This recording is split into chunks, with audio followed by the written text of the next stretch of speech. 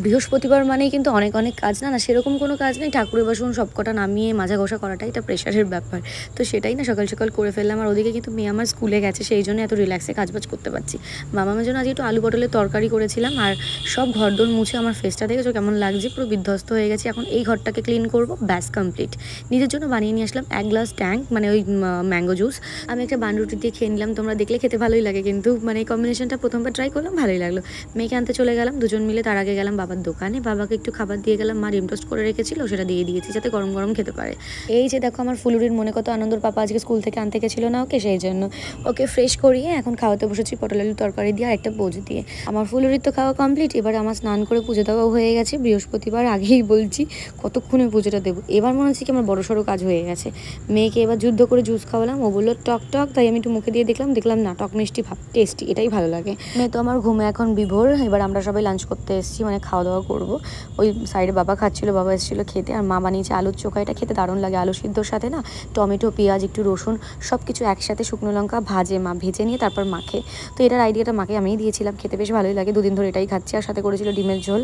আর সন্ধ্যাবেলা মামামকে বানিয়ে দিয়েছিলাম একটুখানি সুজি। আজকে সুজিও ন্যাচারালি খেতে চায় না, কিন্তু একটু অভ্যাস করাচ্ছি, সুজিটাও হেলদি না, সেই কারণে। এখন বাজে ওই 15টার মতো, মামামকে তো পড়িয়ে গেছে অনেক আগেই। আমি এখন চা খাবো, এখন চায়ের ন্যাক উঠেছে, মানে সন্ধ্যাবেলা থেকে চায়ের একটুও মানে ক্রেভিং হয়নি আমার। তো যেহেতু ঘরে একটা রুটি ছিল, সেটা বাটার দিয়ে একটুখানি এদিক ওদিক করে নিয়ে এখন খাচ্ছি চমচম করে। মামামের স্টাডি টেবিলের ওপর ক্যামেরাটা রেখে তোমাদেরকে দেখাচ্ছি। আর এদিকে করছিল মা মায়ের কাজ, সব জামা কাপড় ভাঁজ করছিল।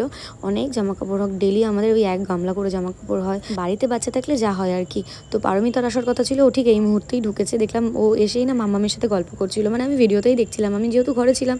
আর ওর বর কিছুতেই আসতে চাইছিল না, দাদাকে জোর করে তারপরে আমি বলে ঘরে আনিয়েছি। আর ও এসছে, অনেকক্ষণ হয়েছে, অনেকক্ষণ গল্প গুজব করেছি। লাস্টে পরে গিয়ে আমার মনে পড়েছে আমার একটু ভিডিও করার দরকার, তারপরে আমি ভিডিও করেছি, নাহলে তো তোমরা দেখতে পাবে না। এনিওয়ে মামামের জন্য একটা এনেছিল সুন্দর একটা ড্রেসও, দাঁড়াও তোমাদেরকে দেখাচ্ছি। আগে চলো মোমোটা খেয়ে নিই। এই যে মোমো যে দেখতে পাচ্ছ, এই কটা না, আরও কয়েকটা ছিল, বাবার জন্য সরিয়ে রেখেছি। এখন আমি আর মা দুটো খাবো, কেন কি আমার একদম খেতে ইচ্ছে করছিল না, কিন্তু মুখে মোমোটা নেওয়া মাত্রই দেখলাম কি টেস্টি। আর ওই বোন মানে পারমিতাদের দিয়েছিলাম, ওরা খায়নি, ওরা একটা খেয়েছিল, কেন কি আমি যা বানিয়েছিলাম হাবিজাবি জিনিস সেগুলো খেয়ে ওদের পেট ভরে গেছিলো। যাই হোক, এখানে এই যে এই ড্রেসটা এনেছিল, খুব সুন্দর হয়েছে ড্রেসটা, মামাম পরেও খুব শান্তি পাবে এই গরমে, আর খুব পাতলা বিশেষ করে। এদিকে আমি বিছানা চাদরগুলো চেঞ্জ করে নিলাম, কেন জানো ওই মাঝখানটায় না অ্যাকচুয়ালি আমার বুঝতে পারিনি, আমার ভুলই হয়েছে। মামামের স্কুল ব্যাগে জলের বোতলটা ছিল, ওই মুখটা না কোনো কারণে খোলা ছিল, ব্যাস বিছানায় পড়ে গিয়ে পুরো মাঝখানটা পুরো গোল হয়ে ভিজে গেছে, সেই জন্য চেঞ্জ করে নিলাম। এদিকে একদিকে ভালোই হয়েছিল, আমার চেঞ্জ করা দরকার ছিল। তো ঘর তো সাজিয়ে নিয়েছি, আর বিগ বস দেখছিলাম সাথে। মেয়ে তো আমার একটু পরেই তাণ্ডব শুরু করে দেবে, আর আমি ঘেমে নিয়ে পুরো একাকার চিটচিটে হয়ে গেছি। আর ভিডিওটা আর বাড়াচ্ছি না, চলো এখানে এন্ড করে দেবো। ভিডিওটা কেমন লাগলো অবশ্যই জানিও। দেখা হচ্ছে তোমাদের সঙ্গে নতুন একটি ভিডিওর সঙ্গে, সবাই ভালো থেকো।